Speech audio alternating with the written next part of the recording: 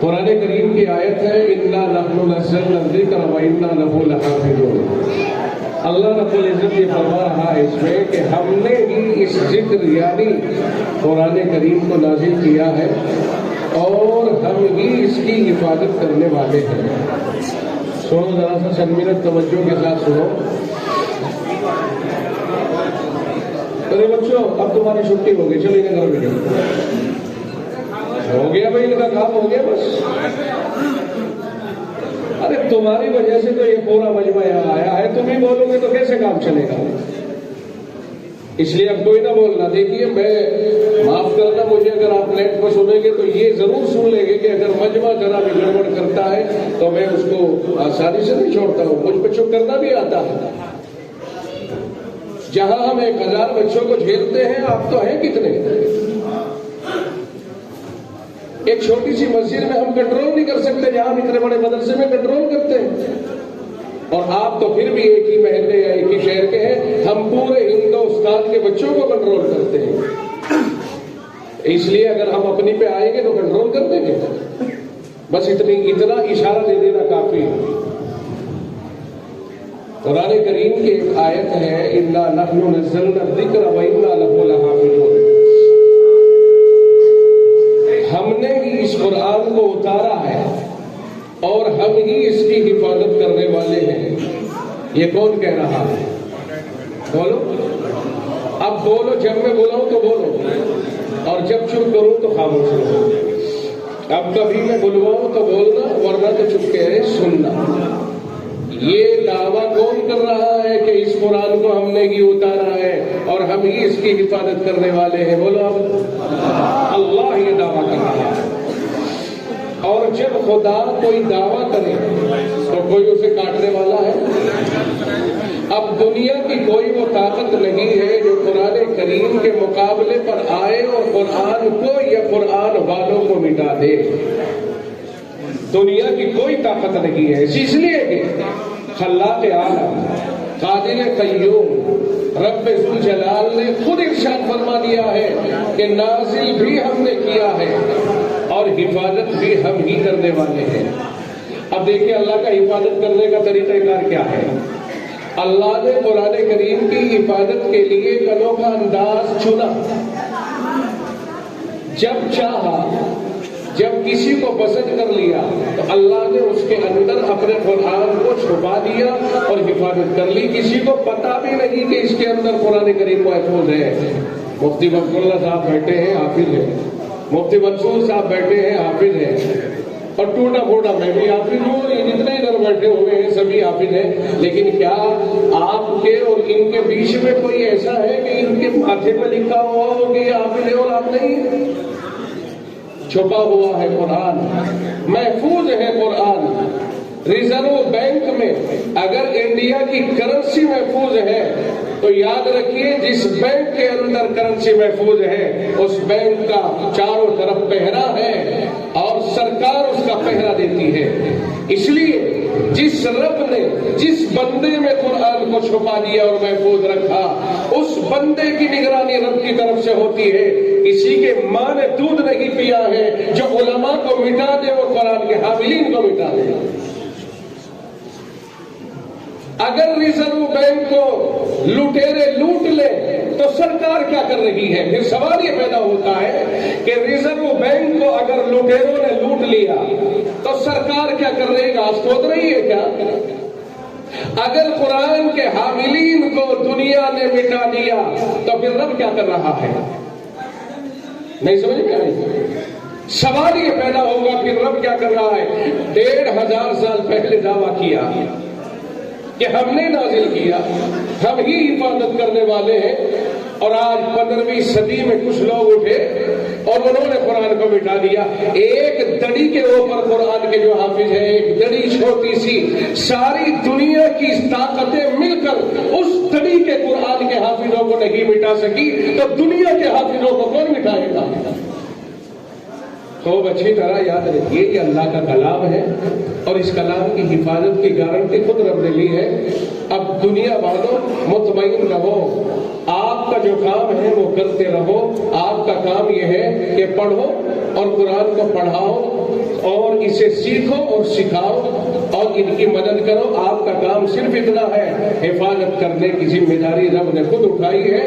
وہ اپنے آپ، مثال کے طور پر بہت سارے امیر لوگ ہیں، مالدار لوگ ہیں، وہ اپنے بچوں کو مدرسوں میں نہیں بھیجیں گے. وہ کہیں گے کہ یار ان میں مدرسوں میں بھیج کر کے کیا چکر پڑا، ملا گیری 7، 8، 10 ہزار روپے تنخواہ ملے گی. 10، 12 ہزار میں کیا ہوتا ہے؟ ایک واقعہ آتا ہے کہ ایک صاحب متولی صاحب تھے، ان سے امام صاحب نے کہا کہ جی ہماری تنخواہ بڑھا دو، بہت دن ہو گئے تنخواہ بڑھائے ہوئے. آپ کو نہیں کہہ رہا ہوں میں، مطالعے مفتی صاحب امام صاحب بھیا میں تمہیں نہیں کہہ رہا ہوں کہ تمہاری بڑی نہیں بڑی، مجھے کیا پتا تمہاری بڑی ہے نہیں بڑی، یہ تمہاری کتنی تنخواہ ہے. بہرحال ایک امام صاحب نے متولی سے کہا آپ تنخواہ بڑھا دیجیے. انہوں نے کہا تمہاری تنخواہ اتنی ہے، دیکھو مسجد میں کام بہت چل رہا ہے، خرچہ بہت ہے، موقع نہیں ہے ابھی. آپ کو تو کہنا بھی نہیں چاہیے تھا بھائی 3، 4 سال ہو گئے مسجد میں کام چل رہا، آپ دیکھ رہے ہو. آپ کو تو بولنا بھی نہیں چاہیے تھا کہ تنخواہ بڑھا دو. اس لیے آپ چپ رہو، بجٹ دیکھیں گے آگے چل کر کے. چند مہینے کے بعد اس کا بیٹا انجینئر بن گیا متولی صاحب کا. وہ آئے امام صاحب دعا کر دیجیے اللہ تعالیٰ بیٹے کی نوکری لگا دے اور اچھی سی نوکری لگا دے. کہا بھائی دعا کر دو گا لیکن نوکری بتا تو صحیح کتنی لگے. انہوں نے کہا کم از کم 70-80 ہزار روپے کی نوکری تو لگے. انہوں نے کہا یا اللہ متولی صاحب کے بیٹے انجینئر صاحب کی 12-13 ہزار کی نوکری لگا. انہوں نے کہا وہ مول صاحب کیا کر رہے ہوئے تم، 12-13 ہزار میں کیا ہوتا ہے؟ انہوں نے کہا جو 8 ہزار میں میرا ہوتا ہے وہ 12-13 ہزار میں تیرا ہو جائے گا. ہماری تنخواہ بڑی برکت والی ہے صاحب. دنیا جانتی ہے کہ اس میں برکت بہت ہے یا نہیں ہے؟ ایمانداری سے بتاؤ. امام کی، مولوی کی، حافظ اور قاری کی، مدرسے میں پڑھانے والے کی تنخواہ میں قاری صغیر صاحب برکت ہے یا نہیں ہے؟ میں قسم کھا کے کہتا ہوں یہ 650 روپے میٹر کا کپڑا ہے میرا جو میں پہنتا ہوں. کتنے کا ہے؟ 650. اور ہدیہ نہیں ہے، اپنے پیسوں سے خریدا ہے. برکت بہت ہے. لیکن میں کہتا ہوں یہ برکت والی آپ لے لیا کرو، مہینے میں وہ جس میں بے برکتی ہے 50-60 ہزار وہ ہمیں دے دیا کرو. راضی ہو برکت والی میں. عجیب بات ہے، آدمی روٹی کھائے گا تو پیٹ تو روٹی سے بھرے گا. سبحان اللہ کہنے سے کس کا پیٹ بھر رہا ہے بھائی؟ مولویوں کے بارے میں ایک گمان ہے لوگوں کا کہ ان کی تھوڑی سی خوراک ہوتی ہے، ان کی تھوڑی سی روٹی میں پیٹ بھر جاتا ہے. یہ بات بالکل صحیح ہے، یہ بات بالکل صحیح ہے. لیکن جب اپنے گھر کھائے تو تھوڑی خوراک ہے، اور جب تمہارے گھر کھائے تو پوری خوراک ہے. اس غلط فہمی میں مبتلا مت ہونا. اپنے گھر خرید کر ہم مرغا کبھی نہیں کھاتے، لیکن اللہ کا شکر ہے وہ رب اس خدا کی خدائی پر جتنا نازا شازا اور فرحاں ہو ہم اتنے ہی کم ہے کہ زبردستی تمہارے دلوں میں ڈالتا ہے. مرغا تم کھلاتے ہو، چٹنی ہم اپنے گھر میں کھا لیتے ہیں. یہ ہے وہ جو ہماری تنخواہوں میں برکت ہے. بھلا یہاں میں یہ ثابت کرنا چاہ رہا ہوں کہ جس رب نے اپنے قرآن کی حفاظت کی گارنٹی لی ہے، وہ جس کے ذریعے حفاظت کرائے گا اس کی بھی حفاظت کی گارنٹی لیتا ہے. یہ نہیں ہو سکتا قرآن کی حفاظت کی گارنٹی ہو اور حافظ قرآن کو لاوارث چھوڑ دیا جائے، یہ نہیں ہو سکتا ہے. اس کا رتبہ اور اس کا مرتبہ میں بتاؤں آپ کو، ذرا توجہ دیجیے. پوری بستی کے اندر اگر کوئی مان لو پردھان بھی ہے یا اس سے بڑھ کر کے کوئی بڑی بستی ہے تو چیئرمین ہے، اس سے بڑھ کر بڑی بستی ہے تو میئر ہے، اور وہ مسلمان ہے، بڑا آدمی ہے، کروڑوں پتی اربوں پتی ہے، فیکٹریوں کا مالک بھی ہے، خاندان والا ہے، لال بتی والا ہے، ساری چیزیں اس کے پاس میں ہیں. اور ایک امام صاحب ہے. امام صاحب ایک غریب گھر کا آدمی ہے اور قد میں بھی چھوٹا ہے، رنگ میں کالا ہے. ہو سکتا ہے ایک پہیے کی ہوا نکلی ہوئی ہو، تھوڑا لنگ بھی کرتا ہو مثال کے طور پر. مگر رب ذوالجلال تو کتنا کریم ہے کہ جب تو نے اس کے اندر اپنا کلام چھپا دیا اور اسے اپنے کلام کا محافظ اور حافظ بنا دیا، تو پھر تو نے اس کا اتنا بڑا مقام کیا کہ بستی کے جتنے والدار، جتنے بڑے بڑے رؤسا، عمرا اور کنورا ہیں، اگر وہ مسجد میں آ کر کے نماز پڑھیں گے ایک نماز کا ثواب لے کر جائیں گے. لیکن جب وہ حافظ قرآن اس غریب کا بیٹا مصلی پہ کھڑا ہو جائے گا اور یہ سارے بڑے لوگ اس کے پیچھے کھڑے ہو جائیں گے. رب ذوالجلال اپنی کبریائی کی قسم کھا کے کہتا ہے کہ میں تمہیں تو ایک نماز کا ہی ثواب دیتا، پر میرے قرآن کا محافظ چونکہ تمہیں لے کے کھڑا ہو گیا، اب میری غیرت یہ تقاضا نہیں کرتی ہے کہ میں تمہیں اسی طرح واپس لوٹاؤں. اب تمہیں اپنے قرآن کے محافظ کی اور اپنے قرآن کے حافظ کی وجہ سے ایک نماز کا 27 نمازوں کے برابر ثواب دے کے لوٹا رہا ہو. جاؤ خوش ہو جاؤ، اپنے گھر چلے جاؤ. یہ ایک نماز کا 27 نماز کے برابر ثواب کس نے بنوایا؟ اس حافظ قرآن نے بنوایا، اس عالم دین نے بنوایا، اس امام صاحب نے بنوایا.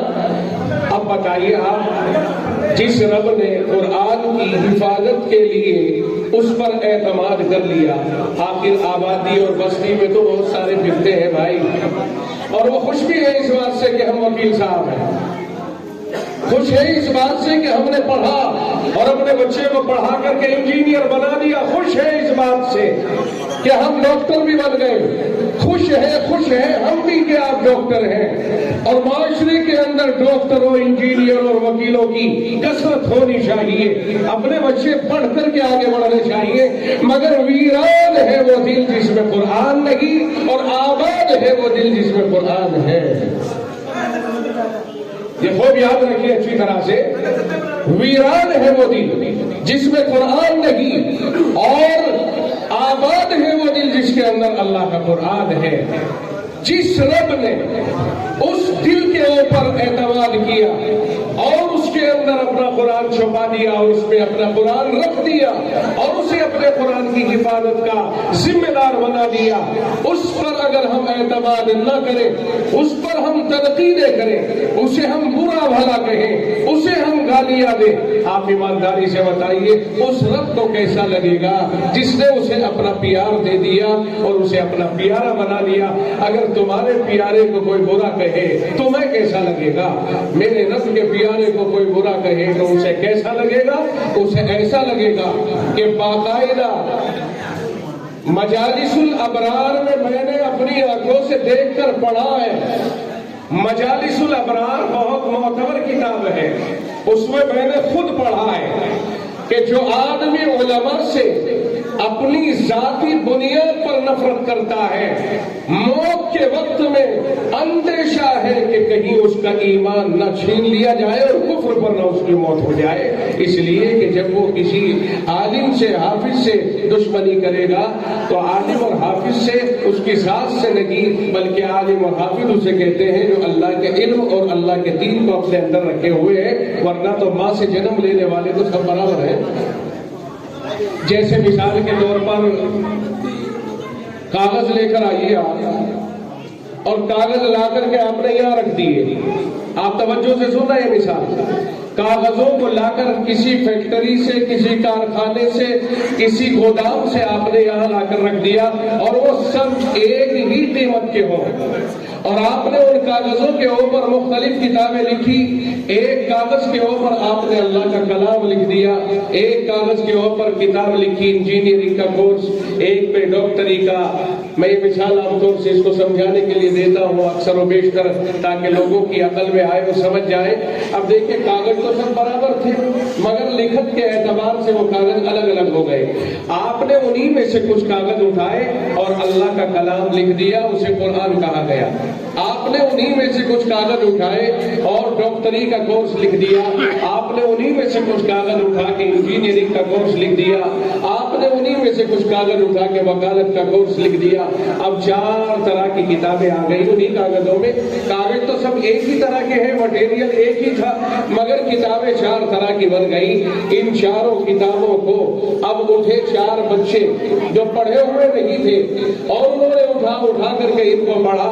یہ ایک کو حافظ کہہ دیا، ایک کو وکیل کہہ دیا، ایک کو انجینئر کہہ دیا، ایک کو ڈاکٹر کہہ دیا. اب میں پوچھنا چاہتا ہوں کہ یہی چاروں کتابیں، کاغذ ایک ہی تھا، ان میں سے کون سی کتاب کو آپ سب سے اوپر رکھیں گے؟ بولو بولو. قرآن کو. کاغذ تو برابر ہے نا، اگر لکھت نہ ہوتی تو کسی کو بھی اوپر رکھ دیتے، کسی کو بھی نیچے رکھ دیتے، کوئی کلام نہیں تھا. لیکن لکھت کے بعد जिस पर अल्लाह का कलाम लिखा गया, जिसे कुरान कहा गया, अब उस कागज का मकाम बुलंद हुआ और वही कागज सबसे ऊपर रखा गया। अब डॉक्टरी का कोर्स, इंजीनियरिंग का कोर्स, वकालत का कोर्स उसके नीचे है और अल्लाह का कलाम जिस कागज पे लिखा गया है वो सबके ऊपर है। इसे सबसे ऊंचा मकाम मिल गया है। इसी तरह ये खाली इंसान जिनके दिलों में कुछ नहीं है, बगैर पढ़े लिखे हैं, अब जो पढ़ने के लिए आए हैं ये 4 बच्चे हो गए। अब इन पढ़े लिखों में से आप कौन से पढ़े हुए का मकाम ऊंचे रखोगे? हाफिज कुरान को रखोगे ना।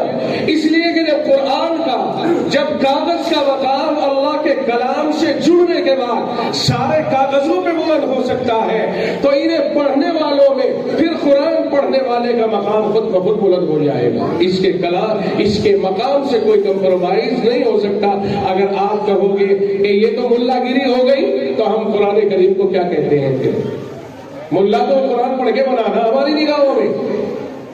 अगर कुरान मुल्लागिरी का कलाम समझते हो और मुल्लागिरी जो बहुत ऊंचा फन है उसे हम नीचा समझते हैं, तो यहाँ है वो बात जिसे हजरत मजालिसुल अबरार के मुसन्निफ ने कहा है कि ईमान जाने का अंदेशा है। अब इन किताबों में से अगर आप इंजीनियरिंग के कोर्स को उठा के सीने से लगा ले और सारी किताबों को उठा के सीने से लगाए पर कुरान को उधर को फेंक दे, अब बताइए आप उस आदमी का क्या हुक्म है जिसने कुरान करीम को इस तरफ फेंक दिया? आप कहोगे ये आदमी तो बहुत बुरा है। तो यही वजह है कि जो कुरान पढ़ने वाले हैं, अगर कुरान को बुरा नहीं कहा जा सकता तो कुरान पढ़ने वाले को भी बुरा नहीं कहना चाहिए। ये है वो मेन पॉइंट जिसकी वजह से ईमान जाने का खतरा है। शायद ये बात आपकी समझ में आ गई होगी, क्योंकि आज तक हम ये समझते हैं कि ये तो फलाने का बच्चा है, ये तो फलाने का है। याद रखिए, अमल खराब हो सकता है वो अपनी जगह पर, लेकिन हुनर महफूज है, हुनर महफूज है, कलाम महफूज है, कुरान महफूज है। अगर कागज फट जाए, अगर कागज बोदा हो जाए, अगर कागज को दिमक खा जाए, कागज का एहतराम वही रहेगा, बेवजू नहीं छुआ जा सकता है। जब कागज बोसीदा होने के बाद, फटने के बाद, पुराना होने के बाद, दिमक के खा जाने के बाद अपने मकाम से नहीं गिर सकता है, मामूली अमल खराब होने के बाद कोई आलिम अपने मकाम से नहीं गिर सकता है। आपकी समझ में नहीं आया? ये है वो पॉइंट जिनको हमें याद रखना चाहिए। अगर हम इसे ज़हन में रख लें तो अल्लाह ताला सरबुलंदी का ऐलान फरमाता है, क्योंकि जो आदमी, अच्छा देखो आगे बढ़ो, थोड़ा सा मैं और आगे ले चलता हूँ, टाइम खत्म हो गया। आप ये कहेंगे कि यार लंबी बात कर दी थे, थोड़ी सी और मैं आगे को लेके चलता हूँ। अल्लाह ने अपने दीन को नबियों के जरिए फैलाया और 1 लाख से ज्यादा पैगंबर अल्लाह ताला ने कायनात में भेजे और आखिर में सैयदुल अंबिया जनाब मोहम्मदुर रसूलुल्लाह सल्लल्लाहु अलैहि वसल्लम को अल्लाह ने मबूस फरमाया और रसूलुल्लाह के आते ही पैगंबरों का सिलसिला खत्म कर दिया गया। उससे पहले पैगंबरी बराबर चल रही थी। ये पॉइंट आप समझना बहुत अच्छी तरह से और तवज्जो देना इसके ऊपर, बहुत खास पॉइंट है ये।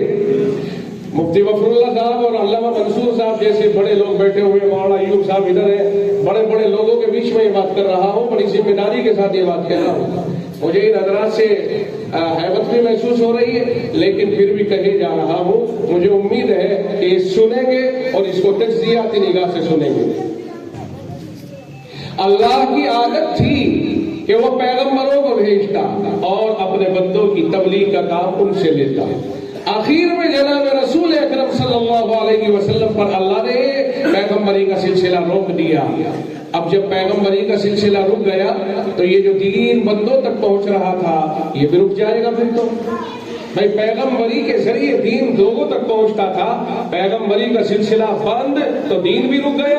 मगर अल्लाह का निजाम देखिए, अल्लाह ने पैगंबरों को भेजकर अपनी पैगंबरों के सिलसिले को रोक करके अपनी आदत को बदला है, निजाम को नहीं बदला है।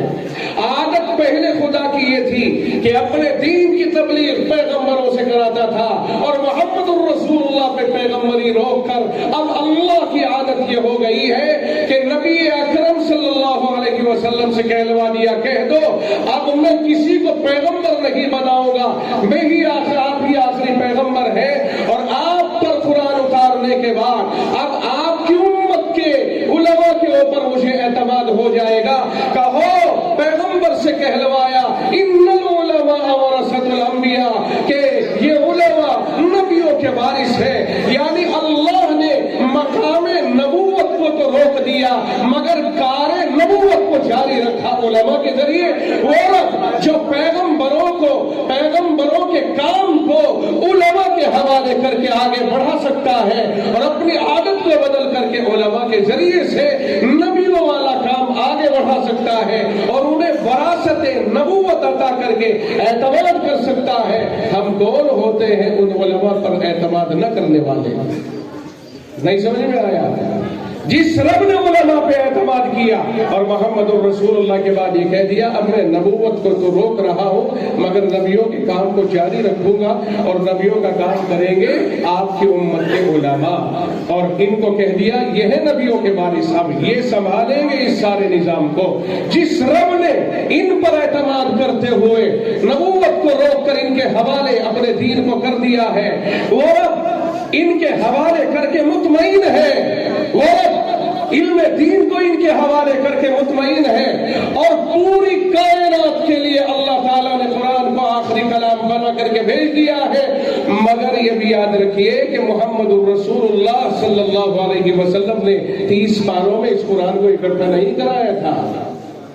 اللہ نے اپنے حبیب کو اٹھا لیا اور قرآن کریم صحابہ کرام کے پاس موجود ہے، ان کے سینوں میں ہے، ان کے پاس لکھا ہوا ہے مگر 30 پاروں کی شکل میں جمع نہیں ہے. یہ جمع کرایا ابو بکر نے، پھر دوسری جمع ہوئی حضرت عثمان غنی کے زمانے میں. رب ذوالجلال نے پیغمبر کے صحابہ پر اعتماد کرتے ہوئے نبی کو اٹھا لیا اور قرآن کو جمع کرانے میں صحابہ سے کام لیا. جس رب کو امت پر اتنا اعتماد ہے آج 14ویں 15ویں صدی میں آ کر کے ہم ان پر اعتماد نہ کریں تو یہ ہے وہ پوائنٹ جس میں علماء کے دشمن کا ایمان سلب ہونے کا اندیشہ ہوتا ہے.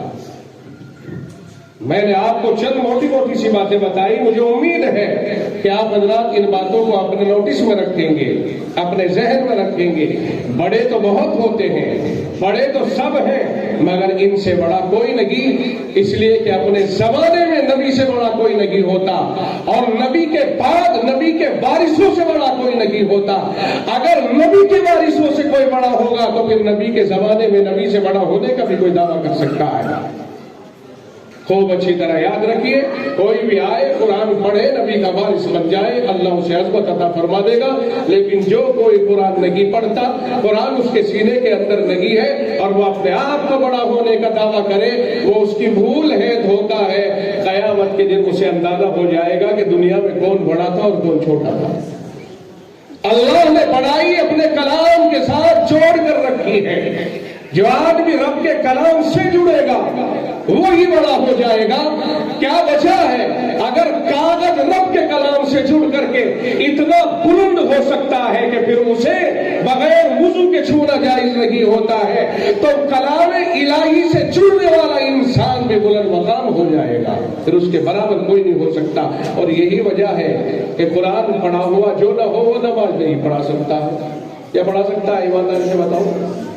چاہے وہ دنیاوی اعتبار سے کتنا ہی اونچے مقام پر ہو لیکن اگر قرآن نہیں پڑھا ہوا ہے تو کیا نماز پڑھا دے گا؟ نہیں پڑھا پاتا. نماز سب سے بڑی عبادت ہے، اسے وہی ادا کرائے گا جس کے دل میں اللہ نے قرآن کو رکھا ہوگا.